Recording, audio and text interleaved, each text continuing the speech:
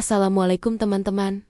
Saya Mama Arsel. Selamat datang kembali di channel saya. Di video kali ini, saya mau berbagi sesuatu yang penting banget buat kita semua. Para ibu rumah tangga dan juga para ayah.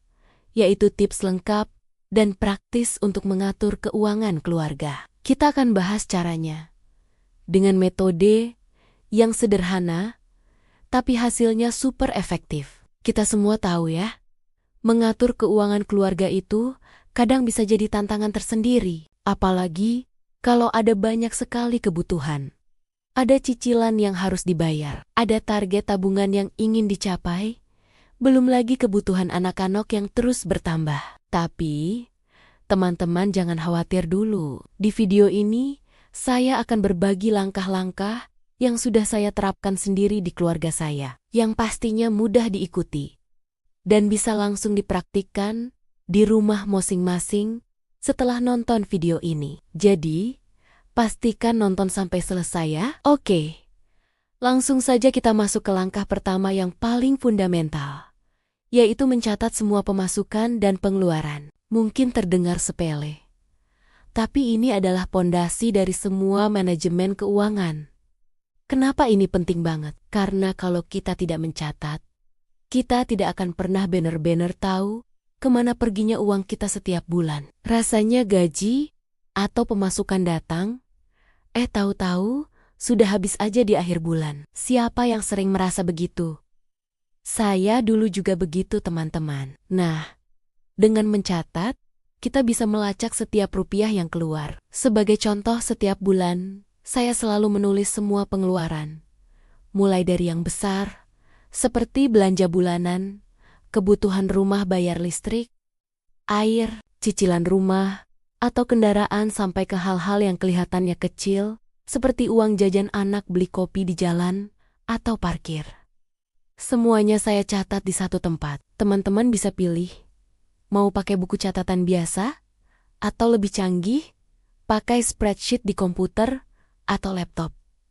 Nah, ini ada tips praktisnya. Saat mencatat, coba deh buat beberapa kolom untuk detailnya. Misalnya, kolom untuk jenis pengeluaran, nominalnya berapa, tanggal transaksinya kapan, dan yang paling penting, kolom status, atau saya biasa menamainya paid. Kolom paid ini bisa diisi dengan tanda centang, atau tulisan true atau false, untuk menandai transaksi mana yang sudah selesai kita bayar. Dengan cara ini, kita bisa langsung lihat mana tagihan yang sudah lunas dan mana yang masih jadi kewajiban. Ini sangat membantu mencegah kita lupa membayar tagihan penting dan akhirnya kena denda. Selain itu, ini juga mengurangi risiko utang yang tidak perlu menumpuk. Lebih dari itu, mencatat pengeluaran juga membantu kita menemukan pola kebiasaan belanja kita. Misalnya, setelah mencatat sebulan penuh, kita jadi sadar,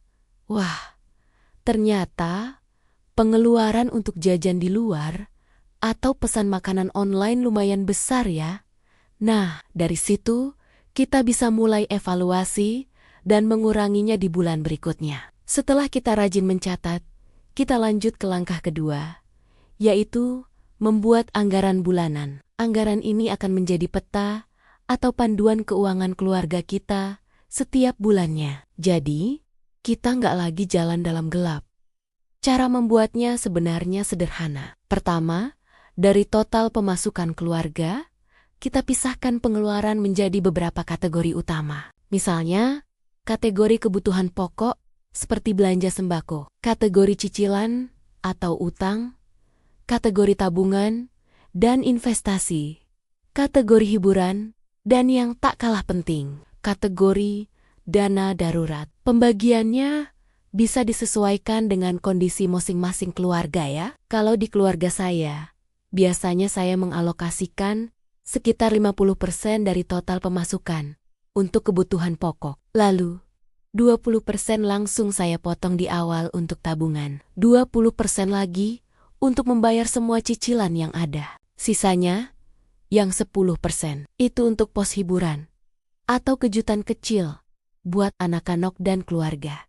Misalnya, makan di luar sebulan sekali atau beli mainan baru. Saat membuat anggaran, kuncinya adalah harus realistis. Jangan terlalu ketat sampai kita merasa tersiksa dan stres, tapi juga jangan terlalu longgar sampai tujuan keuangan kita tidak tercapai. Coba gunakan warna-warni atau highlight di spreadsheet temunmen supaya anggarannya lebih menarik dan mudah dibaca. Misalnya, kategori kebutuhan pokok diberi warna hijau, cicilan warna merah, dan tabungan warna biru. Ini secara visual sangat membantu kita untuk cepat mengerti alokasi dana kita. Ingat ya, anggaran ini bukan untuk mengekang, tapi untuk mengarahkan kita agar pengeluaran lebih bijak dan terarah. Langkah ketiga, yang ini sering sekali dilupakan, tapi perannya krusial, yaitu menyisihkan dana darurat. Anggap saja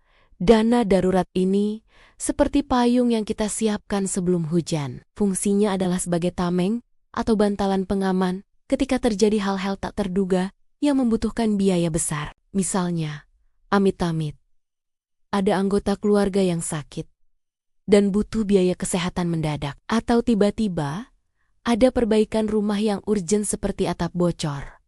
Atau mungkin kehilangan pekerjaan. Idealnya, para ahli keuangan menyarankan kita punya dana darurat minimal sebesar 3-6 kali total pengeluaran bulanan kita. Memang kelihatannya besar dan berat ya untuk mencapainya.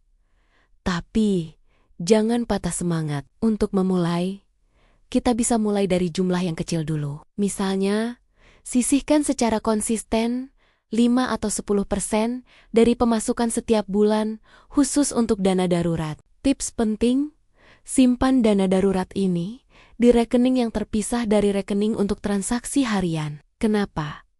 Supaya kita tidak tergoda untuk menggunakannya untuk kebutuhan lain yang tidak mendesak. Dengan memiliki dana darurat yang cukup, percayalah, kita akan merasa jauh lebih tenang dan aman dalam menghadapi situasi mendesak, tanpa harus panik mencari utang. Lanjut ke langkah keempat, yaitu evaluasi dan penyesuaian anggaran. Ini dilakukan setiap akhir bulan. Jadi, setelah sebulan penuh kita mencatat dan berpegang pada anggaran, sekarang saatnya untuk review. Coba bandingkan antara pengeluaran aktual kita dengan anggaran yang sudah kita buat di awal bulan. Lihat, pos mana saja yang pengeluarannya melebihi anggaran. Catat dan cari tahu penyebabnya. Misalnya, kalau ternyata pengeluaran untuk makan di luar atau pesan antar terlalu tinggi, mungkin bulan berikutnya kita bisa berkomitmen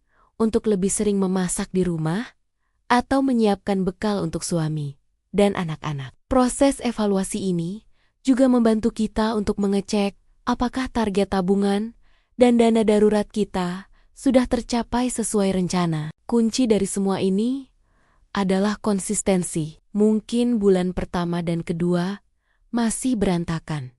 Itu wajar. Tapi dengan evaluasi rutin setiap bulan, kita akan jadi lebih sadar, lebih disiplin, dan lebih bijak dalam mengatur keuangan keluarga. Nah, selain 4 langkah utama tadi, ada beberapa tips tambahan dari saya yang bisa sangat membantu proses ini jadi lebih mudah dan menyenangkan. Pertama, manfaatkan teknologi. Gunakan aplikasi pencatat keuangan di smartphone atau buat spreadsheet yang rapi di Google Sheets supaya bisa diakses kapan saja dan di mana saja. Ini jauh lebih praktis daripada buku catatan yang bisa hilang atau rusak. Kedua, libatkan seluruh anggota keluarga dalam proses ini, termasuk anak-anak yang usianya sudah cukup besar untuk mengerti. Ajak mereka berdiskusi. Misalnya dengan menjelaskan kenapa bulan ini kita harus mengurangi jajan di luar. Ajari mereka konsep menabung untuk mendapatkan sesuatu yang mereka inginkan. Ini akan membangun kebiasaan finansial yang baik sejak dini. Ketiga, buat target keuangan yang jelas, baik untuk jangka pendek maupun jangka panjang. Misalnya, target jangka pendek adalah mengumpulkan dana untuk liburan keluarga akhir tahun. Target jangka panjang bisa untuk dana pendidikan anak atau membeli rumah. Target yang jelas akan menjadi motivasi kuat untuk kita tetap disiplin. Dan yang terakhir, keempat, tetaplah disiplin, tapi juga fleksibel. Hidup ini kan penuh kejutan ya.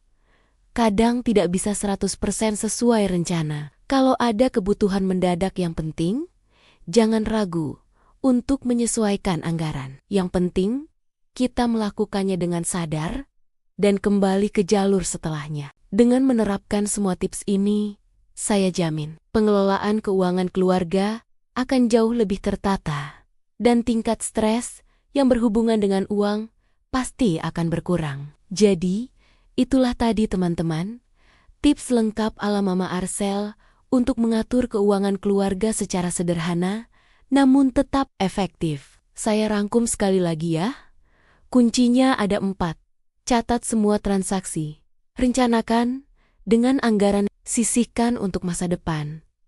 Dan evaluasi secara rutin. Coba praktikkan secara konsisten dan lihat perubahannya. Keuangan keluarga pasti akan jadi lebih sehat dan kita bisa mencapai tujuan finansial kita bersama. Semoga video ini bermanfaat ya. Kalau kalian suka dengan konten seperti ini, jangan lupa untuk tekan tombol like, bagikan ke teman atau keluarga yang mungkin butuh, dan tentunya subscribe channel ini supaya tidak ketinggalan tips-tips bermanfaat lainnya dari Mama Arcel. Terima kasih banyak sudah menonton. Sampai jumpa di video berikutnya.